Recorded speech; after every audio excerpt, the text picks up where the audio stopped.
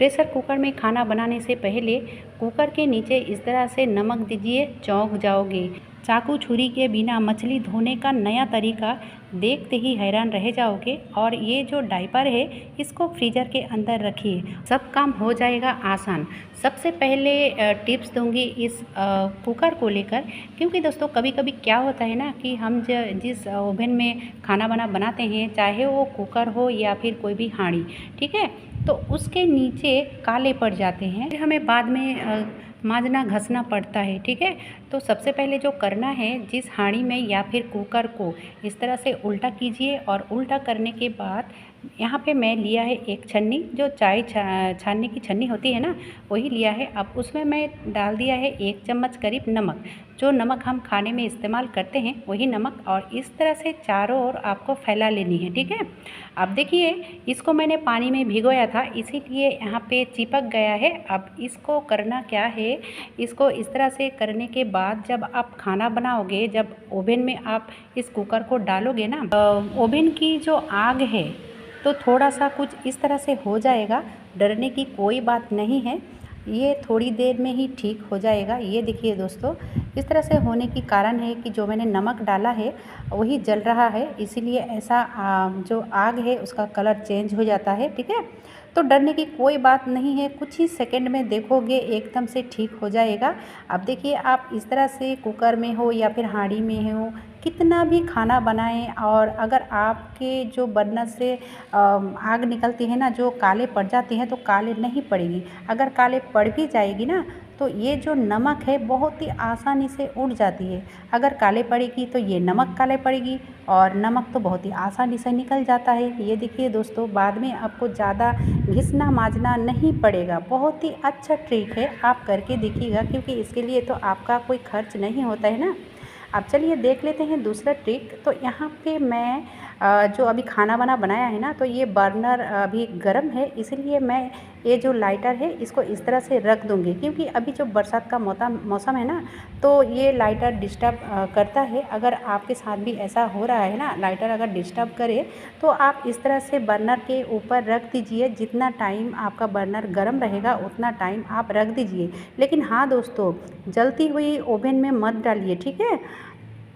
चलिए आप देख लेते हैं अगली ट्रिक। तो यहाँ पे मैंने लिया है एक डायपर, जो हम बच्चों के लिए ख़रीदते हैं, लेकिन दोस्तों ये सिर्फ बच्चों का ही काम नहीं आता है, ये छोटे बड़े बुजुर्ग का भी बहुत ही काम आता है। और किस तरह से काम आएगा, आप पूरा वीडियो को देखते रहिए, बहुत ही काम आपका आसान हो जाने वाली है। तो यहाँ पे मैंने इसको खोल लिया है, तो मैंने कैंची की मदद ली है, ऐसे भी वो हाथ में खुल जाती है, ठीक है। तो अच्छे से मैंने इसको फैला लिया है, और फैला लेने के बाद इसमें मैंने पानी डाल दिया, ठीक है। जितना पानी इसमें आता है मैंने डाल दिया है। अब देखिए, ले लिया है एक प्लेट के ऊपर। अब ये चला जाएगा फ्रीज़र के अंदर, फ्रिज में नहीं दोस्तों, ठीक है, फ्रीज़र के अंदर इसको करीब 20 से 30 मिनट के लिए रखना है। तो चलिए मिलते हैं आधे घंटे बाद। तो आधे घंटे हो चुकी है, और इसको अब निकाल लूँगी। ये देखिए दोस्तों, आप देख रहे होंगे कि ये थोड़ा सख्त हो चुका है, क्योंकि ये फ्रीज़र के अंदर था। अब देखिए क्या होता है, कभी कभी डॉक्टर के पास हम जाते हैं तो इंजेक्शन वगैरह या फिर सलाइन्स वगैरह जो देते हैं ना, तो पानी से सेक करने के लिए कहा जाता है। तो अगर इस डायपर को ठंडा करोगे ना पानी डालकर, तो ये इतना अच्छा सेक करने में लगेगा ना, बहुत ही बढ़िया तरीका है, क्योंकि ये बहुत ही सॉफ्ट है और बहुत टाइम तक ये ठंडा भी रहता है। तो इस तरह से आप ठंडे पानी का जो सिकाई है ना, आप कर सकते हो। आप किसी को भी इस तरह से कहीं पे भी सिकाई करके दे सकते हो, बहुत ही अच्छा तरीका है, ठीक है। अब चलिए देख लेते हैं अगली टिप्स। तो यहाँ पे देखिए दोस्तों, ये मछली है, और ये अभी अभी लाए हैं ख़रीद के, और ये एकदम से ताज़े हैं, ठीक है।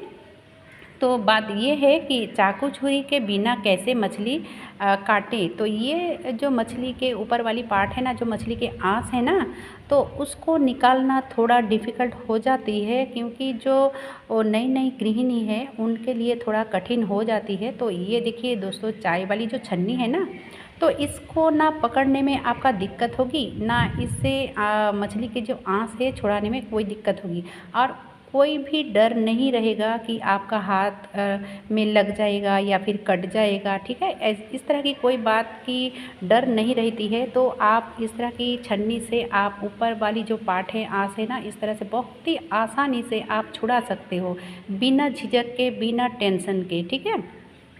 आप जैसे कि देख सकते हो, जिस तरफ हम चाय छानते हैं ना, उसी तरफ अच्छे से पकड़ लिया है और इस तरह से जो हैंडल की तरफ है ना, हैंडल की तरफ से पूरा मछली के आँस को छुड़ा लिया है।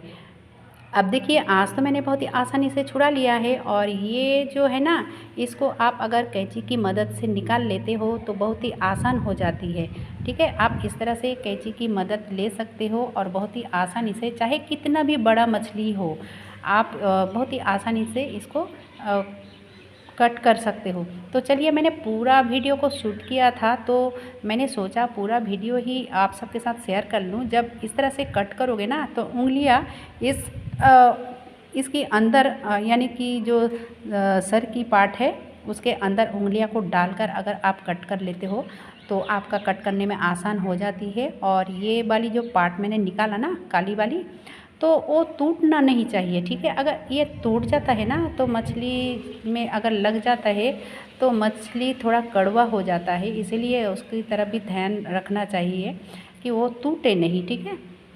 अब आप अपने हिसाब से इसका पीसेस कर सकते हो, छोटे बड़े अपने हिसाब से आप कर सकते हो।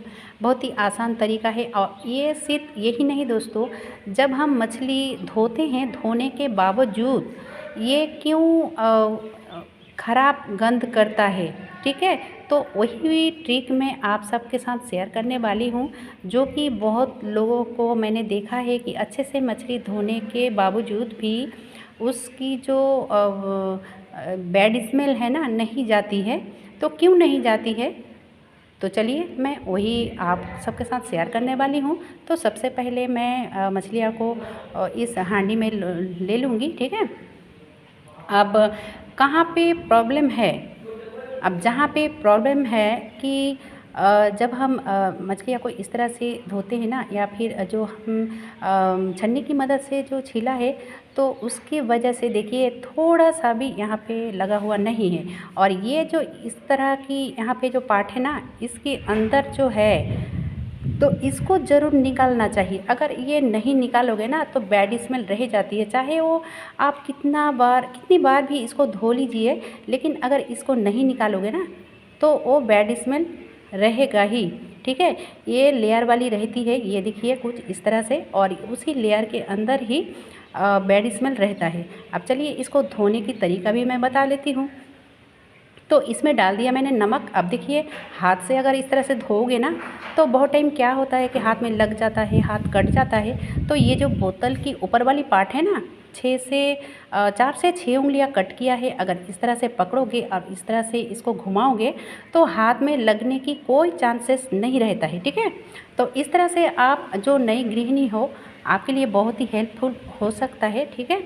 अगर आपको लगे कि एक बार नमक देने से ये क्लीन नहीं हुआ है तो आप दूसरी बार भी नमक दे सकते हो, तो बहुत बढ़िया से ये क्लीन हो जाती है, ठीक है।